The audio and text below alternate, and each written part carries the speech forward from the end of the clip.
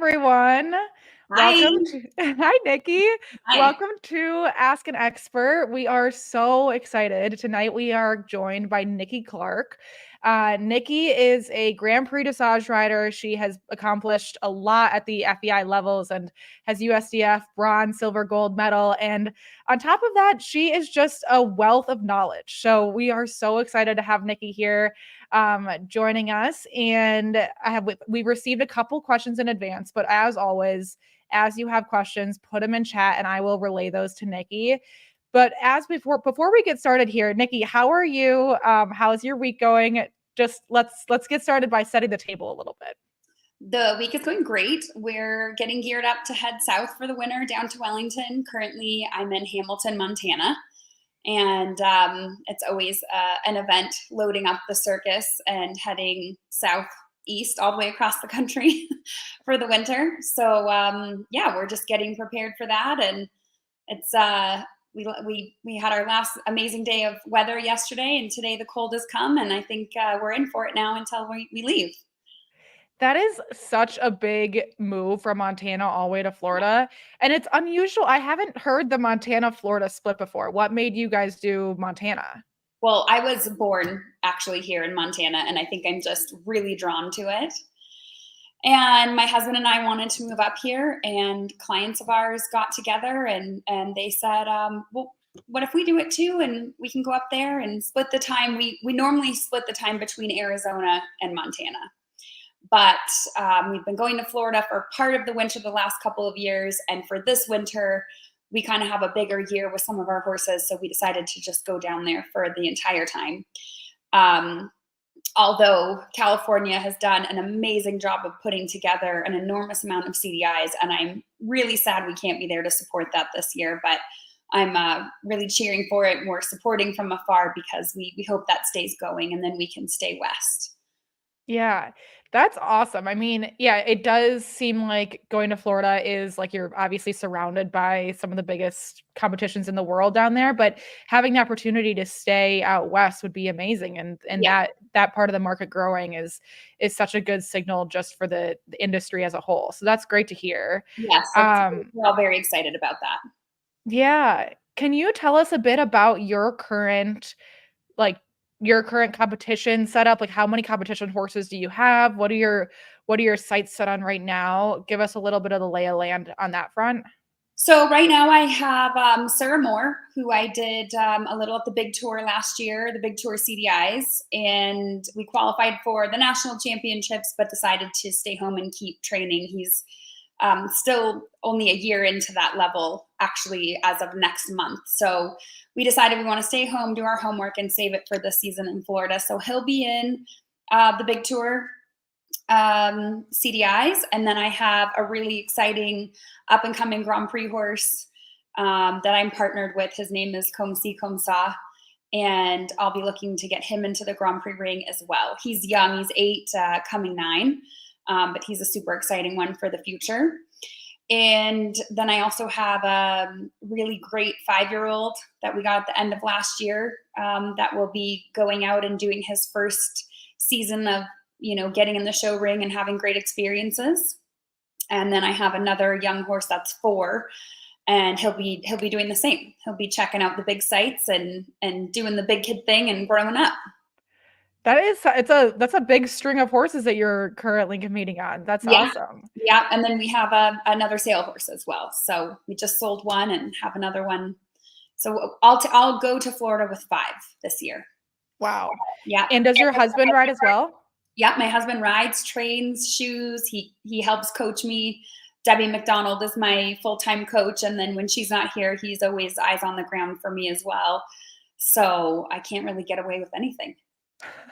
That's amazing. That sounds like you've got a great setup. Such a great team, great people that I work with, and great people that help me in the barn every day. We're so lucky. Wow, I love that. I love to hear that. And Nikki, I read in your bio that your background, well, you originally started eventing. Is that correct? Yeah, 3-day Can you events. can you tell us a bit about that and like what caused you to transition over to pursuing dressage full time? So I always loved the dressage and the cross country portion of eventing. I really did not. I didn't care for show jumping, but I loved cross country and I loved dressage. And I think as a kid, I had a really amazing event horse that was great in dressage. And so I think it just kind of sparked my love for it, having such a great horse. And that was back in the days when, you know, if you had a horse with a brand, you kind of had to hide because that wasn't really the thing. Now that's changed so much. And he was a Westphalian. And so I think that just started my love for it. I did a little bit of dressage shows. And I always liked it. The day I graduated high school, I moved east and I worked for Karen and David O'Connor and stayed with them for a while. And, you know, that was, again, just all the flat work that they put into it. It just kind of kept it going. And then I had an opportunity to move to Europe. And so I decided I wanted to just see what it was like if I just kind of went to a dressage barn and focused on that. And that was pretty much the end. Wow, that is I mean, that's really cool that you tried eventing and you're like, nope, I dressage, I'm gonna pursue that. And that's, Yeah. I just love the conviction in that. Do you Yeah, ever I evented for a long time, but now I've done dressage, you know, longer than I evented. So at this point. Do you ever find yourself like implementing anything from the eventing world to your Oh, dressage practices? always. And I love teaching eventers. You know, I can relate. I miss the camaraderie. I don't find that as much in the dressage world like it is in the eventing world. You know, it's just a little different. I think the highs and the lows in eventing they happen so often that it's, you know, there's a support group there in general because everyone feels that, you know. So I miss those parts of it for sure. But, you know, I teach all my horses to gallop. I love to jump. I do cavalettis. I still implement a lot, take them out on trot sets, go up the hills, go up the mountains. You know, I really do a lot from my eventing days. And I put that into my dressage training. Absolutely. I love to hear that. And what you say about camaraderie and like just like kind of coming together during the highs and lows in eventing. I think one thing that I've noticed or like kind of pinpointed, I don't know if this is why it is, but there's one thing that's different about eventing versus other equestrian sports is that when you go to a competition, like you get one score at the end of the weekend. Like if one thing goes wrong, like you're done. Like Yeah. your competition is over, which is different than show jumping and dressage, where like Right. you have a bad test, like you can do a different one, or you can have another kind of go at it. So I think maybe people band together because it's like, man, I know you drove 7 hours, Yeah. you're like spend so much money, and now your competition is over because They're done. of a small mistake. One mistake. Yeah. Where in eventing, it's like, okay, but I had an amazing cross country round, or I tried some new things in the show jumping and they worked. So Yeah, definitely. But it is it's like each sport within the equestrian market has like its own identity, and just trying to figure out kind of what all of those different identities are. Well, that is really cool. And I like your background seems like it's really like a unique approach to becoming a Grand Prix dressage rider, which is, it's always fun to hear kind of a different path to same end result. My husband is a brilliant horseman. He's 5th generation horseman. So he also adds in, and his dad and his brother is a Grand Prix show jumper, Niki Clarke. So I have a lot of horse influence from all directions that have really, you know, have been poured into my pot of knowledge and continue to get poured in there. That's the fun thing with horses, right? We never stop learning. So I feel really fortunate that I always have, you know, fresh approaches, different ideas, different thoughts. You know, I can call on anyone in the family and ask, you know, what their opinion is on this or that, or how should I handle this situation with a horse, or what's the best path of teaching this horse that this is the right thing or the right way to do it, and keep the reward system high. I'm a big person that wants to keep the reward system up.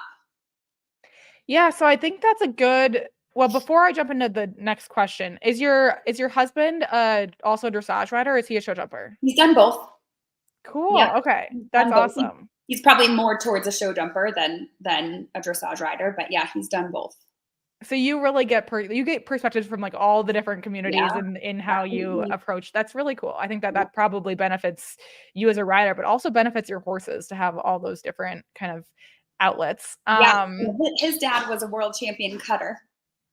Wow. So we get all we, across the whole spectrum. So it's nice to be super, open-minded in all those areas. Seriously, like you only benefit from it. Only like learning more and getting those perspectives is only a plus. So Yeah. that sounds like a really just a really like well-rounded way to approach upper level riding. And that kind of is a good segue into the first question, which is just to learn from you kind of what your overall approach to your dressage riding is. Like, do you have like it's a training philosophy might be it? Like you kind of just started to get into the like positive reinforcement or reward system. Can you tell us a little bit more about that and just kind of what your approach is to your training with your horses?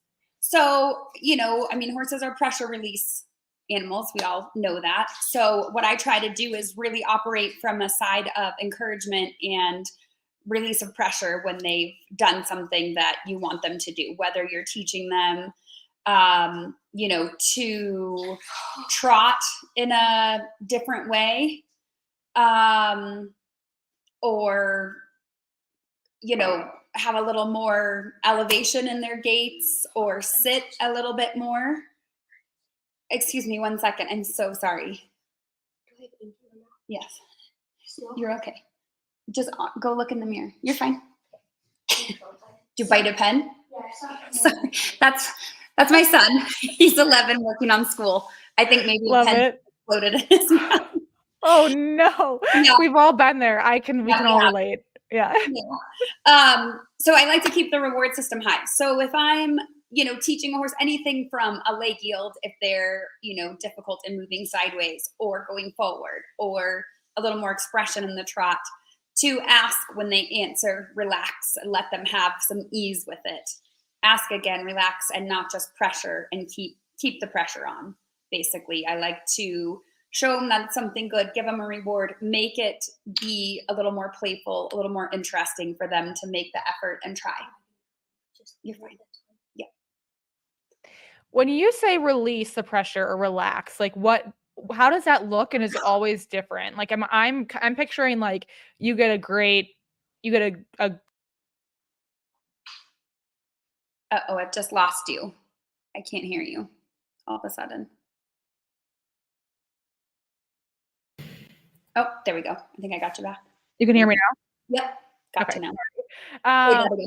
Okay, so yeah, what does the release of pressure look like? And is it different depending on the exact scenario you're in? Yeah, it can be different 100%. I think it always starts with clarity of what we want or what we're looking for as a rider. So, I always call everything, you have the very bottom layer. So if you're starting, let's just say you have a horse that is, resistant or difficult in the contact, and you're just starting with basic, if I can just lightly touch your mouth and have you relax down. If their head is straight in the air and you can touch and have a little thought about them just dropping a little bit from there, you would release the pressure. You're not looking for them to come all the way down. You're looking to just show them, if I touch you right here, do you want to relax a little bit? And if they start here and they come down a little, you have to reward that. Same thing with a leg yield. You wouldn't want to say, get all the way over. You want to think, ask 1 or 2 steps, the pressure comes off. Ask 1 or 2 steps, the pressure comes off. And in a perfect world, you relax in the pressure and the horse is willingly wanting to go sideways on their own at that point. Same thing with going forward. You want to close your leg a little when they answer, relax, and they should carry you there. Do you find that the initial training of this, like let's say the horse that you're talking about with its head straight up in the air and you're putting on some pressure in the contact, they put their head down, you release that pressure in the contact, they put their head back up. Like, do you find that it takes a certain number of repetitions before like the horse starts to understand that, okay, when I do this, the release happens, or what is your experience there? I think there's a portion of it that it's that. It's also about maybe putting the horse into a positioning that helps them understand. So if you have the horse whose head straight in the air, for instance, and maybe you find if you take the outside rein and push them a little away from the outside leg, that helps their body relax a little bit and helps to show them to be in a better position. So I think it depends on the horse and what exactly the problem is, and also being open-minded with it. You know, some horses might find putting the haunches in a little bit is easier. Others might find a little leg yield is a little easier, or move the shoulder is a little easier. And I think you have to decide what is making the most sense to the horse, where you're able to get out and relax. And that's where you find the answer. Yeah. So it's a lot of trial and error, and it sounds like for your approach is like really specific to the horse underneath you. It's gonna be you're gonna have to which makes perfect sense. And also when I'm teaching, what I see when I'm teaching, based on the rider's strengths and the horse's strengths, and how can I help them work together so they both understand. You know, particularly if you're helping a greener rider on a greener horse, you know, or maybe even a greener rider on a horse that knows its job, but the rider hasn't felt these certain things before.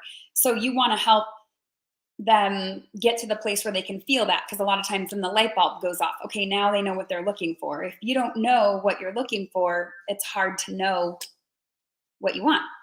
Yeah. It's like building a puzzle without knowing what the picture is. Yeah, right, exactly.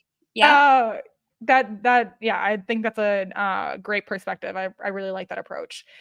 So what do you find in your day-to-day, probably more so as a coach and just observing the other riders in the industry and just the perception of the industry? Are there any kind of misconceptions of dressage that you find that are like frustrating for you on a day-to-day?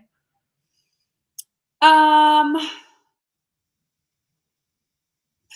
I don't think so. You know, I think that people need to just be open-minded.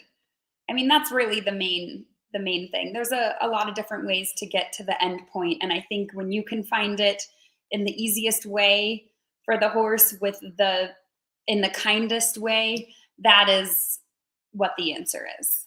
It doesn't always have to be complicated.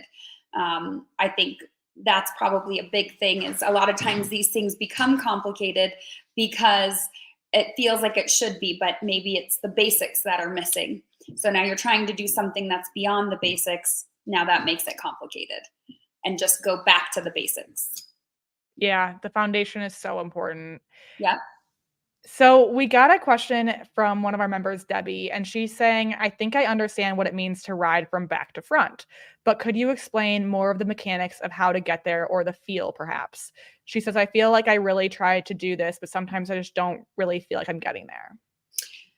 Okay, so yeah, that's the magic question, isn't it? I think the fact that she feels like she's getting there sometimes is probably a really good sign. That this is something that we're working on always, our entire lives, right? Within the dressage world, the ultimate of back to front is self carriage, all the things that are asked in the Grand Prix, right? Piaffe, pirouettes, passage, and you know, sometimes the way I think about it is that I'm always trying to think about the hind legs, think about the hind end more than what I'm thinking about in front. We can all get caught if a horse feels stiff in the front. They won't bend a certain way. They won't get round, that they, you know, we end up kind of wanting to deal with the front end, but most of the time it's behind the saddle that will help us. So good ways of trying to figure that out are, you know, transitions forward and back, in and out of the gate and within the gate. And what are you ultimately getting out of those? Can you do it with ease? You know, are the reins the ultimate thing that are controlling the positioning of the horse, or is it your leg and seat? And the reins are just simply there to add a little more flexion, a little more bend. Of course, we use our reins a little bit to half halt, of course. But again, if you feel that in your half halt, everything's going backwards and not the desire to keep going forward, you have to think at that point, perhaps I'm riding the horse from front to back instead of back to front. So those are all the ways that you could check in with yourself to see, I think I'm getting it, but I'm not sure. And having it all the time is something we strive for as we keep continuing up the levels. So don't get frustrated if you feel like you are getting it and then some days not, because that's a real process as you're moving up the ladder. But a good way to know that is, in my half halt, am I creating more energy that continues to circle in the circle of energy, or am I subtracting? You want to feel like you can add and then have the horse carry it as you add, not subtract. So I a lot of times think leg on to close them up, relax my leg to go out. If that's super helpful. I mean, I'm picturing it in my head. So Debbie, I know Debbie is in chat. So if you have any follow-up questions, Debbie, definitely let us know. But I think that was a really, really great explanation of kind of how to be checking if those kind of things are happening and what you're feeling underneath you. One thing that we hear a lot is like, buy the horse that has a great walk, or buy the horse that has a great canter. You can always create a good trot. Yeah, One thing that I live by. One thing that we would love for you to explain is kind of, what are you looking for in both the walk and the canter to define so it fits this definition of like a good walk or a good canter.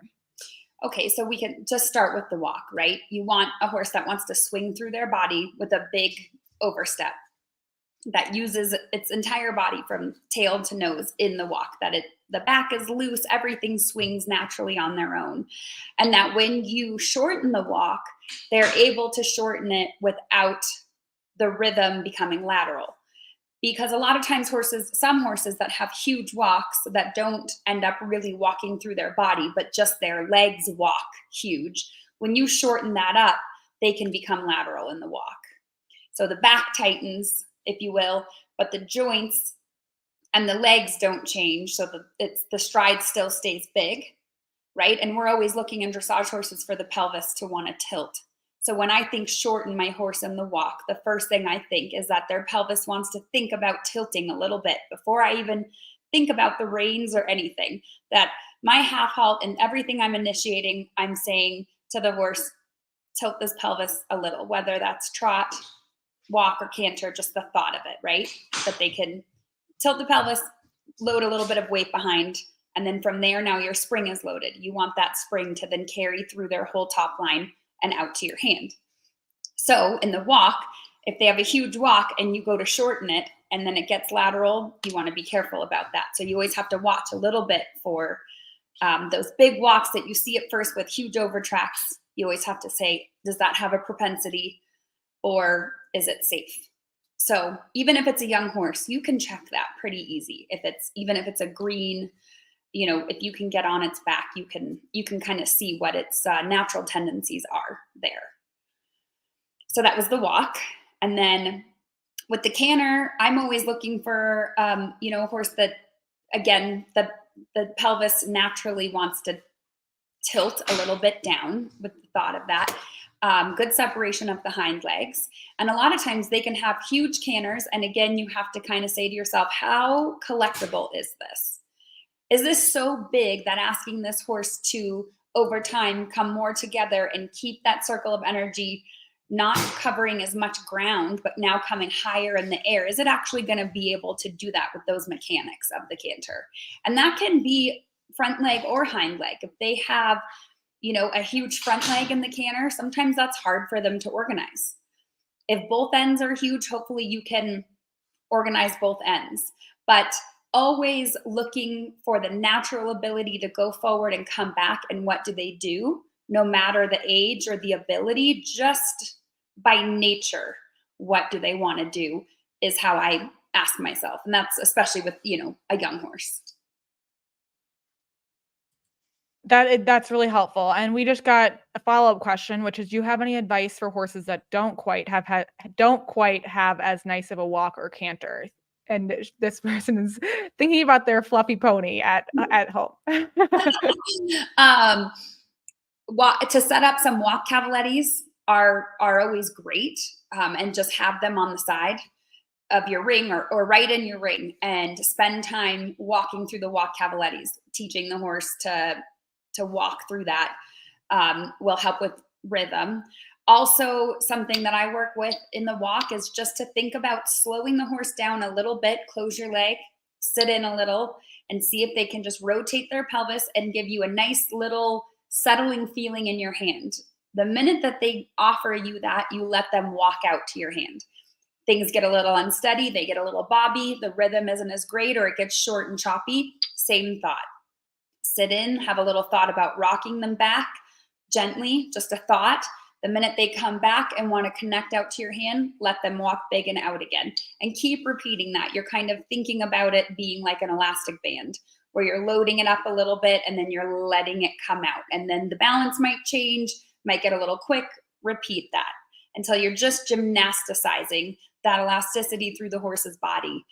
You might also find that in the moment that you say come back a little bit, you do something lateral with that, a little haunches in or a little leg yield, and then they give you that settling feeling and you let them walk forward and out from that. And that's their reward. They've kind of used their body, as you have said, kind of as you've gathered them underneath you, you've had them use their body, bend through their rib cage, maybe a little couple of steps sideways. And now you let all of that relax out and go through their body and see if that can help. With the canter, it's a little bit the same thought, and moving the horse behind the saddle as much as you can. So a little haunches in, or even a little tiny head to the wall leg yield thought. You're going to think rock them back a little bit, just in your expectation.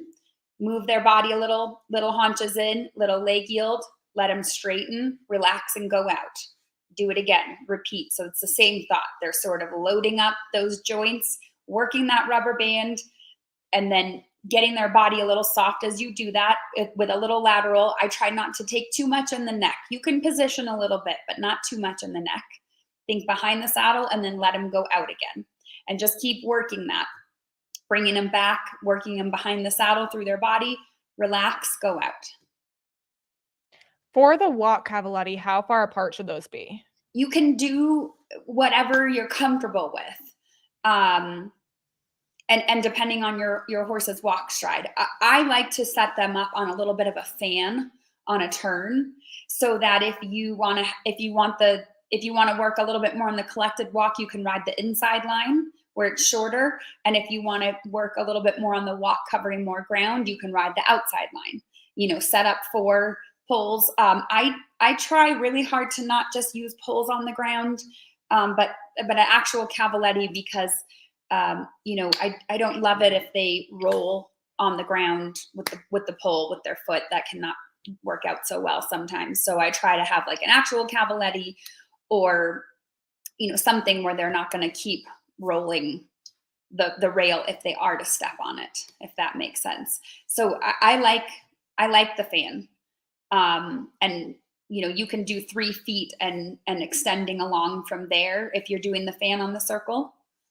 And the circle's nice because it gives you a little option to bend, push them out, and do a little extra than just feeling like you have to be, dead straight. Love that. Well, this is Anna who's asking these questions, and her Fjord Olaf is going to have the work in store for him. So Anna, definitely report back on how that goes. Know how that goes. I want to know, Anna, how that goes, please. Olaf is the world's cutest horse, and he's like the Red IQ mascot. So we're all big fans of him. So yeah, definitely report back, Anna. And okay, so I love the walk cavaletti exercise. Are there any other cavaletti exercises that are like your go-to that you're like, these are just... I love cavalettis. Okay, let's talk about a couple of those. Okay, sometimes I set up 4 trot, 4 canter. I do this different ways, sometimes on the 20-meter circle, one side trot, one side canter. Obviously, they'll be fanned out because you're putting them on the bend line. And then do your canter trot transitions in between the 2 on a true 20-meter circle, which also for a lot of people is eye-opening. To make yourself have to stay on that circle and do those transitions, in and out on that circle. And you'll find your horse will find it easier one direction or the other. This way it's easier to get them up into the canter. This way my downward is better.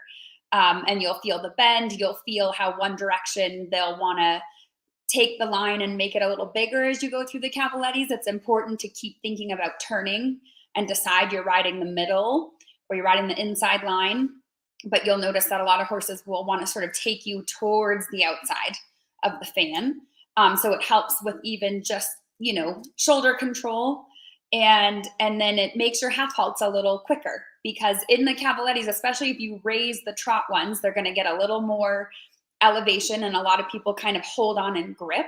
And then your canter depart in between, you don't have a lot of time, is going to be hard if you're gripped on in the tack, right? Just the same. And when you pick up the canter, you go through the canter side.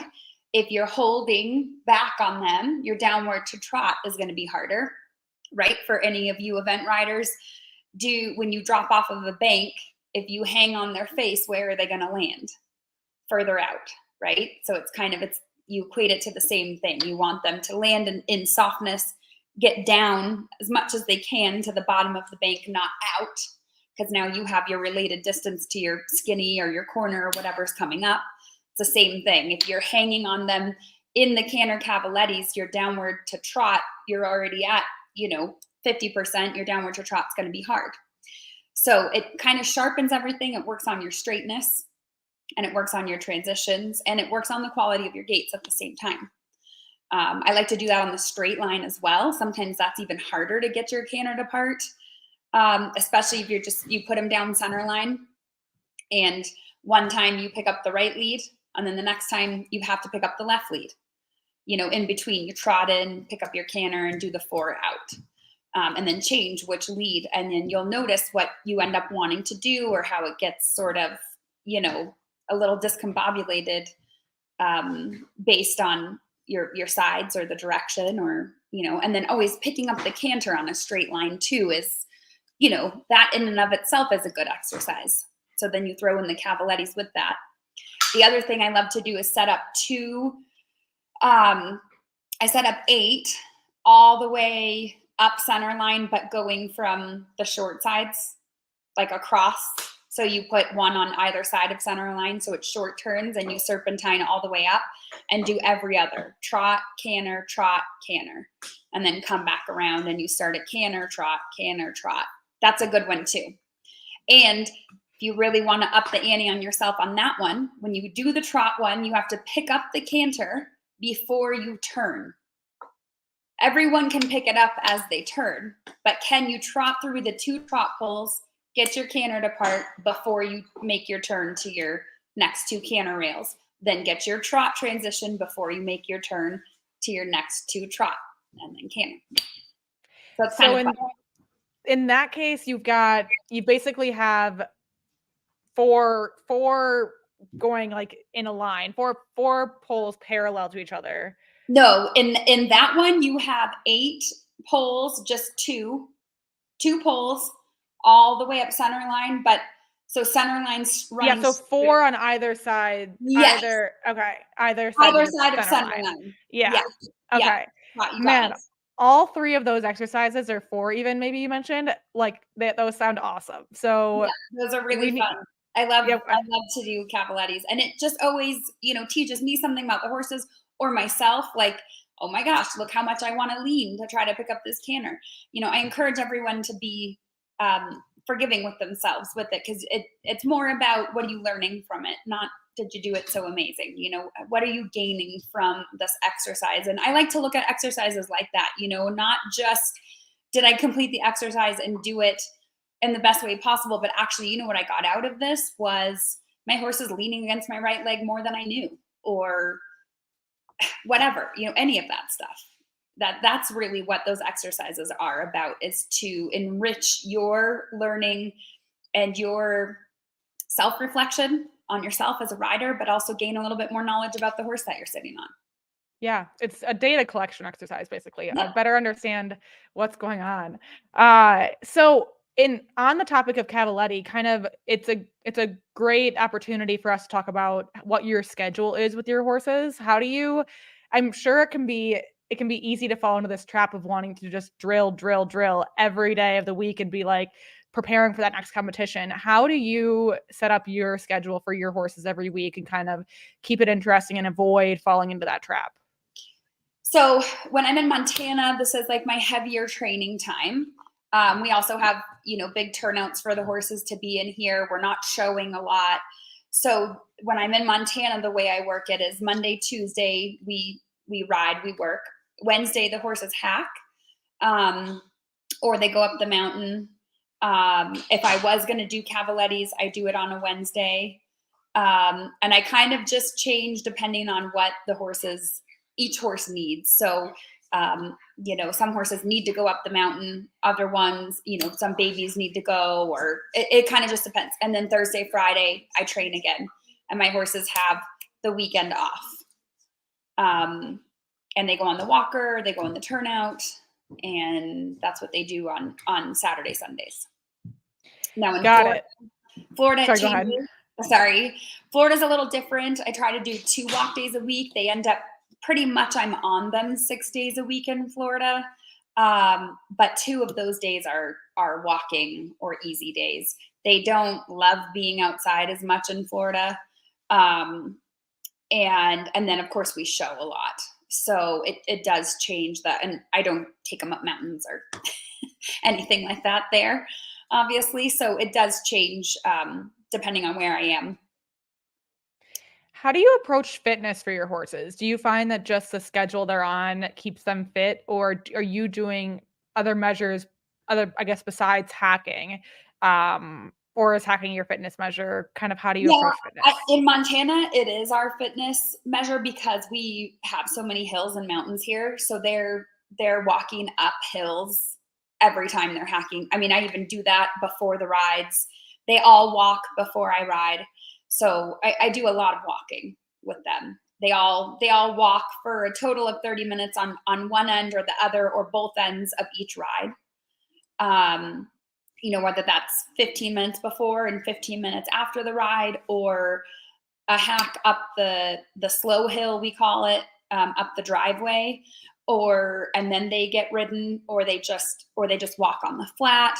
But on Wednesdays, we typically do the mountain, and that's enough to get them pretty fit. And we're at elevation here too. And then in Florida, just being on them 6 days tends to do the trick. I haven't done a lot with the aqua tread because I don't have it everywhere I go. So I've always been a little bit, feeling like I could start it in Florida, but then when we come back, we don't really have it. So it's not something I can implement all the time. So I've kind of just done it a little bit, the old fashioned way, walking and that sort of thing, walking up mountains. I mean, with access to a mountain, I feel like you should be doing that, taking advantage of that. That's gold right there. Yeah. Most people, I mean, everyone who's riding in Florida, it's like don't have access to that. So yeah, we take advantage of it when we're up here. And then the horses get really strong and fit while they're here all summer. And then during the show season, we work on showing and that's it. Yeah. So you mentioned hacking. So all of your horses are hacking at least 30 minutes a day. Let's talk about warm-ups. So do you have a go-to warm-up routine for your horses? How do you approach warm-ups? Kind of what are your must-haves from a warm-up? They're all different. I am a big fan of what each horse needs.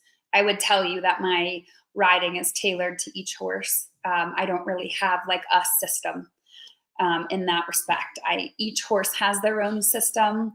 But the reality of it is, for instance, for Suramore Grand Prix, I have to, when it comes down to show season, I have to be ready to, go down center line in a 25-minute warm up. And that's it. A little stretch maybe in the morning, an easy little stretch in the morning, and then 20 minutes I'm in the warm up. And that's pretty much the end of that. So, you can't ride a Grand Prix horse for 45 minutes and then go down center line. It's too much. So I think getting to the point is probably more what I get to in my warm up.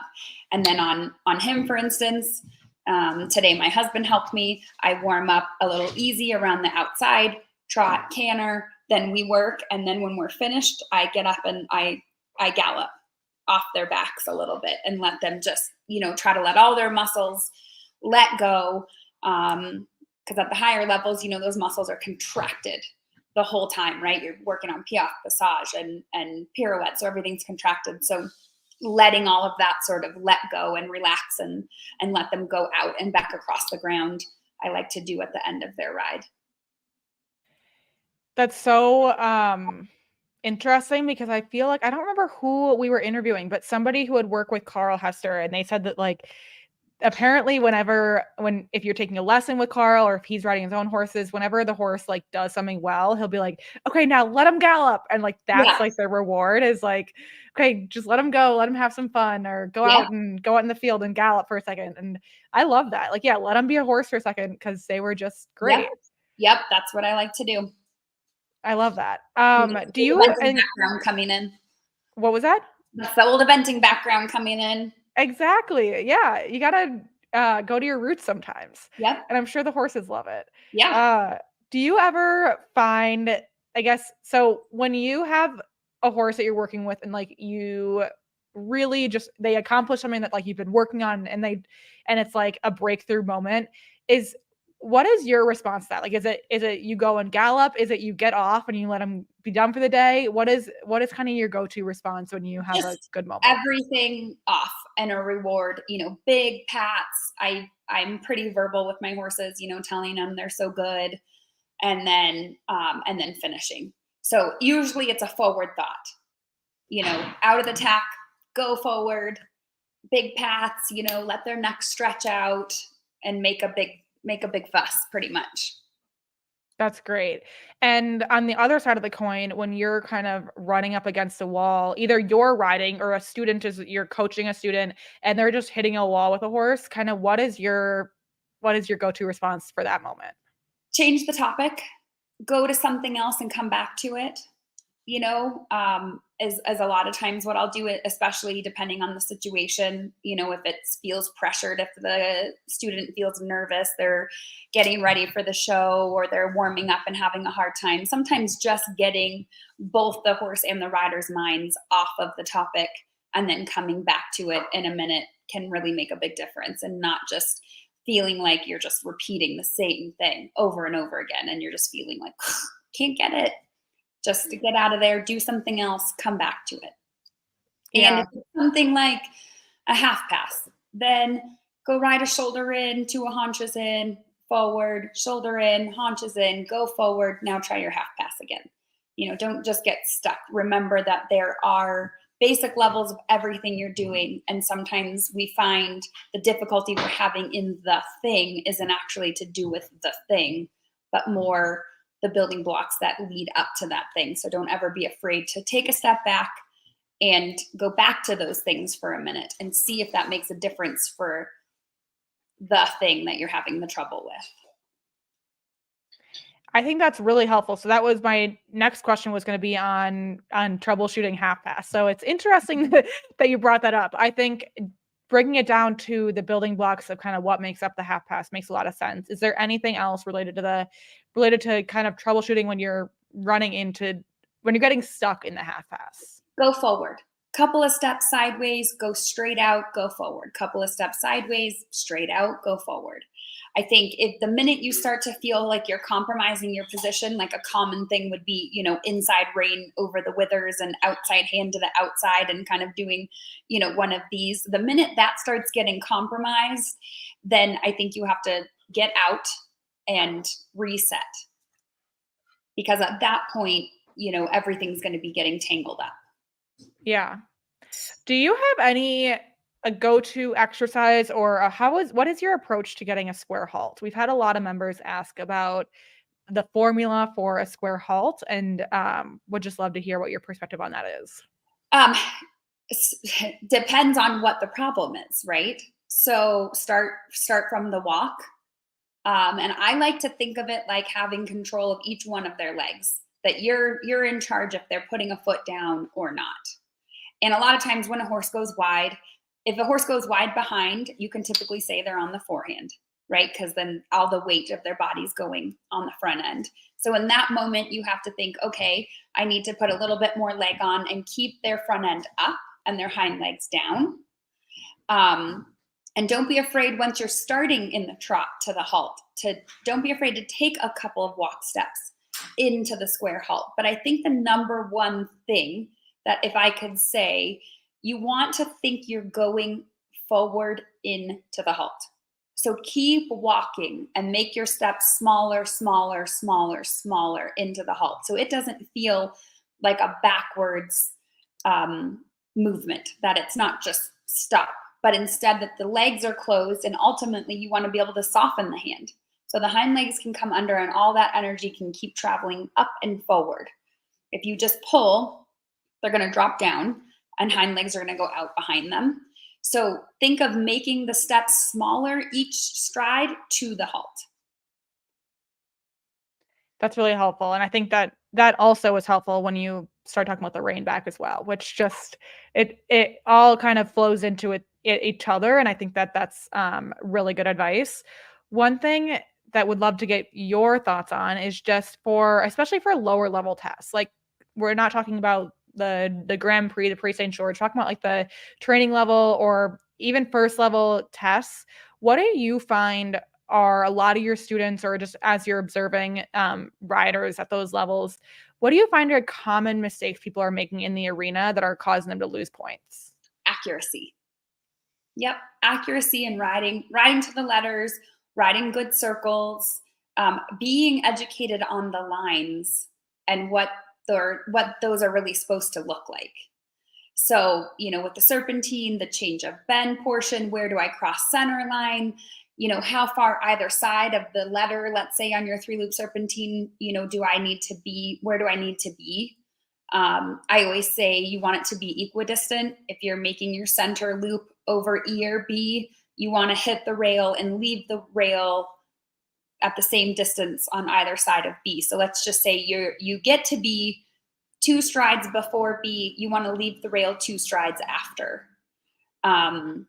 So just kind of smoothing all of that out is important. And then from there, how do you set up for your next movement, whatever's coming next? That each movement, each thought has to be a transition, even if it's still in the trot. There's a little preparation, a little tiny half halt thought, a little maybe bending around the inner leg as you come through the corners. These sort of things to help set up for the next thing that's coming along, to not feel like it's just sort of deer in the headlights and just kind of making your way around. Absolutely. On the accuracy point, I mean, I find that is just like, it is such a big hill to climb to just be accurate in your tests. Do you have any exercises or advice for how to start to get more accurate? Like, is it just practicing those movements over and over, or what are the best mechanisms? It's something, again, from my eventing background, that I like to do is count my strides. So if you're working on a 15-meter circle or a 10-meter circle, let's say at the canter, you want to have the same amount of strides. Let's just say it's 10 meters to center line. You want to have the same amount of strides on the front end of the circle and the back end. A lot of people, maybe it's like, oh, I make an egg. Well, I find that if they just think about their rhythm and count their strides, the turning portion sort of works itself out. They can figure that out a little easier. So I always say, if you're going to do 6 strides to center line on the front end of the circle, you have to do 6 strides after when you're leaving center line on your 10-meter circle, or even your quarter line from your 15-meter circle. And a lot of times just counting your strides helps. I love that advice. It's not something I've heard before. So that's, yeah. I love some a new tip and trick. Yeah. That's awesome. I mean, not to totally transition us, but what are some common, or like your go-to must-haves when it comes to horse management? When you in your barn, like, are there things that you're like, non-negotiable, this needs to be in place for my horses for whatever reason? Turnout. Turnout's non-negotiable for all of my horses. Um, let's see. I mean, I have so many things. Do we have another hour? Yeah, I know. We can just like touch the surface of the horse management topic. I mean, we're almost here on the hour. So, yeah, just I guess if you have like a top 3 or top 5, we can touch on those, and then we could always finish the conversation on a later date. Turnouts, gut health. You know, our horses travel so much. So we're very, you know, I'm pretty strict about GastroGuard and making sure that that's, you know, that their bellies are always feeling comfortable. And, you know, keeping hay in front of them that they can always eat, and, or, you know, feeding 4 times a day or grazing them is always something that I'm pretty crazy about as well. So when you talking on the traveling point, what do you ever have difficulty with your horses taking them from altitude down to Florida? Like is there anything special that you do in order to help them with that transition? Just keep Or them back, I guess. Keep them moving. Yeah. I feel like when my horses get to Montana, they all take a deep breath. They like it here. They get to be out. They like being out. You know, the bugs aren't bad. So coming here is easy. Going there, I just, you know, keep them moving. It's harder. What's hard more than anything this time of year is it's cold here. We'll probably get a snow, and then we get down there and it's so hot. I feel like when you get to Montana too, you and your husband probably take a deep breath as well. You're like, usually. Yeah, it's like you get out of the car, you get off the plane, whatever it is. You're like, oh my gosh, we're back. Yeah, exactly. Yeah. That's awesome. So kind of like on a similar subject, but at a show, are there any processes that you have in place at a show in order to make sure that it runs smoothly? Lots of walking, get the horses out, lots of hand walking as much as possible. And yeah, that's, you know, whatever else the horses need from there, whatever that is. Yeah, I think it was an equine nutritionist, I think, who knows? It was one of our experts who said at a show to try to keep their schedule as similar as possible to what it is at home. Like Yes, feed them at the same time. Yeah. Try to have them go out, like even if you're hand walking them for as much time as humanly possible, just to kind of keep their schedule consistent, which I think I had never heard someone put it in such simple terms before. And I was like, wow, that makes perfect sense. Yep. You can definitely. Yeah. So, I mean, we are here almost on the hour. Are there any other things related to just foundational dressage, like any topics that you're like, you kind of like, it's your soapbox topic or soapbox topic that you want to cover before we wrap up this hour? I don't think so. I think what I always try to say is, you know, it needs to feel easy. I mean, dressage is hard, but really, if you feel like something feels so complicated, don't feel bad ever about taking a few steps back and trying to figure out where the hole is, because normally the things aren't that hard when the rest of everything is in place. I like that a lot. The basics. Yeah, and if you or your horse are super frustrated, like take a moment and realize that, like, just do something else, like move to something different, because that's not a productive frame of mind to be in. So that's right. Yeah.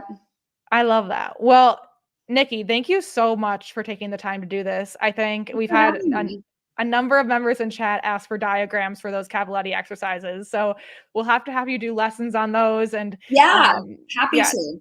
That would be great. Those sound awesome and also very difficult. So it'll be a good exercise for everyone. It's hard. It's a challenge. I always laugh because I'll say, okay, let's set up this one this week. And then I'll be like, oh, whose idea was this again? Amazing. Yeah. You are your own worst enemy in those moments, but you're better for it. Yeah. You got to keep pushing yourself for sure. That's awesome. Well, Niki, thank you so much. And everyone in chat, thank you so much for asking your questions, and can't wait to hear how it goes with Olaf with those exercises. So definitely Yeah, definitely can't wait to hear on that. Have a great evening, everyone, and we'll talk to you soon. Bye, guys. Bye. Thank you.